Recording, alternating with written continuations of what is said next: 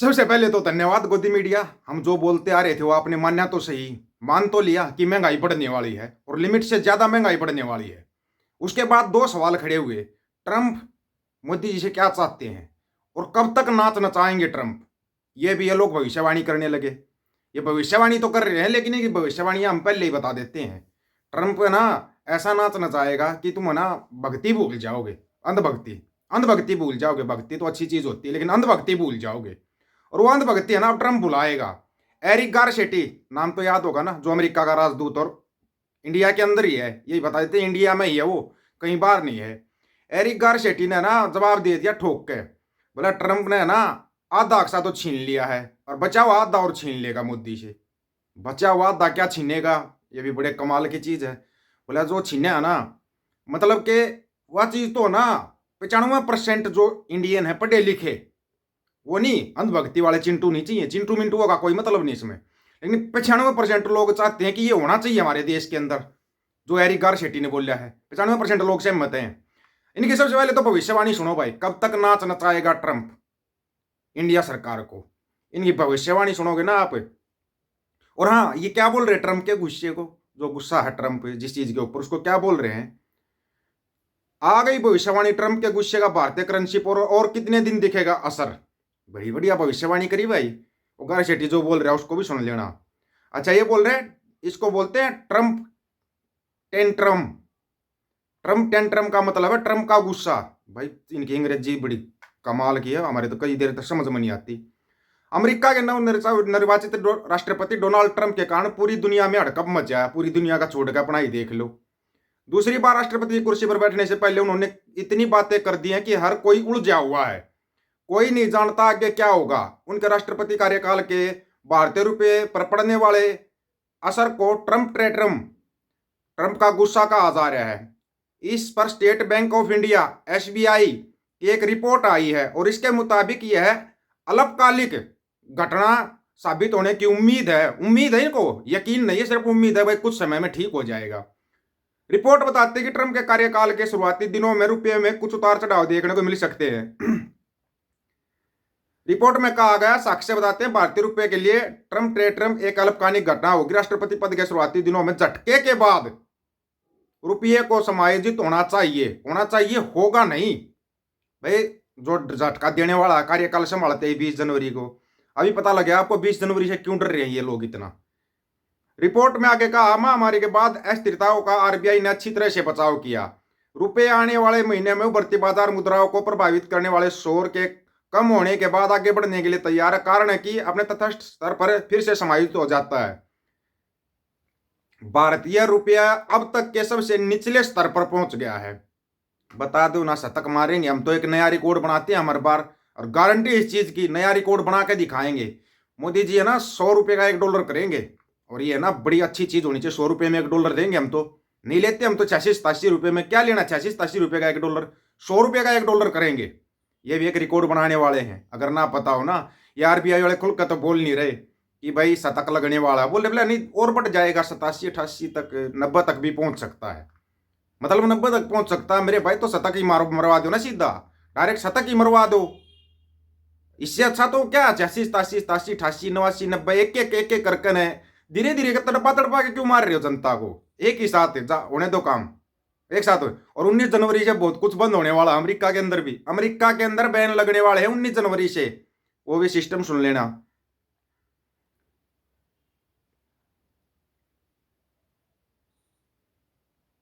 Report में आगे कहा गया, बाजार की धारणाओं के उलट रुपया गैर ट्रंप या डेमोक्रेटिक शासन के तहत अधिक असुरक्षित प्रतीत होता है। निक्सन युग के बाद के रुझानों को देखते हुए रिपोर्ट में कहा गया कि रिपब्लिकन कार्यकाल के दौरान रुपये में सापेक्ष स्थिरता दिखाई दी है। लास्ट मजा का मानते हैं ये।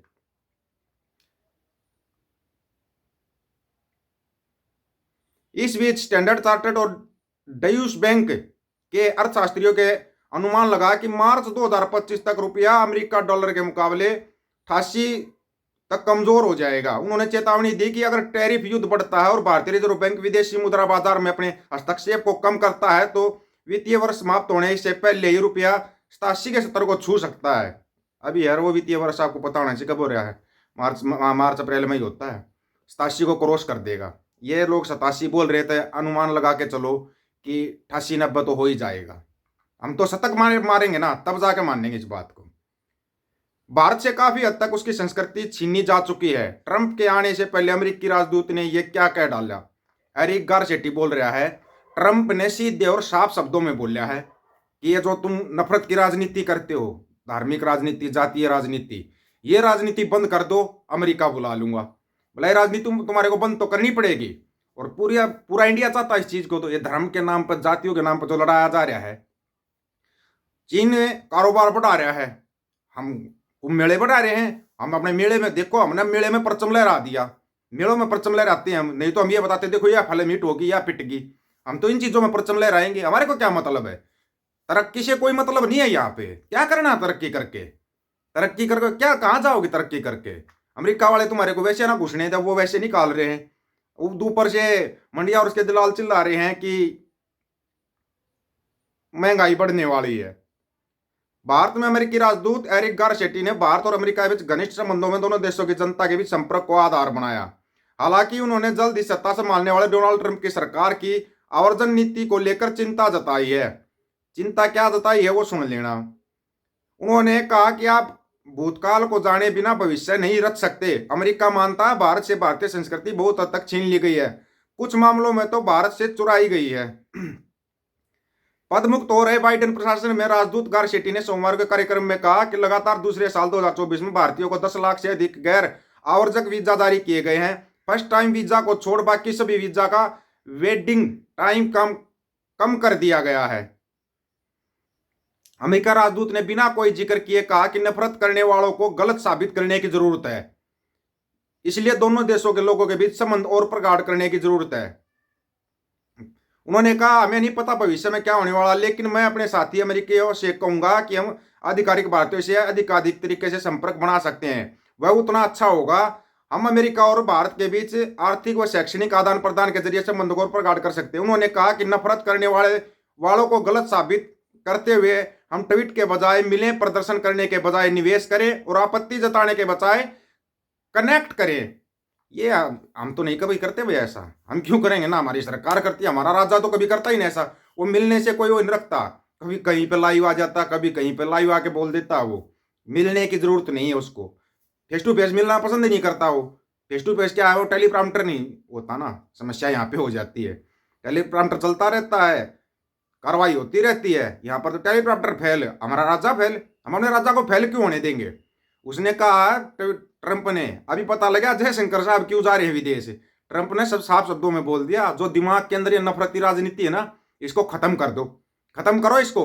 और वो खत्म होने वाली है। 20 जनवरी वो चार्ज लेते ही बता दिया कैसे खत्म होगी, चार्ज लेते ही बता देगा वो, क्योंकि उसने रिपोर्ट मंगा ली कनाडा से। कनाडा वाली रिपोर्ट पहुंच गई, पता है किसी को? अमेरिका की टेबल पर पहुंच गई वो रिपोर्ट। वो किसी भाई ने, अपने चिंटू ने बोला हमारे को तो पैसे दिए जाते हैं लोगों को बदनाम करने के लिए। वह रिपोर्ट ट्रंप के पास पहुंच गई।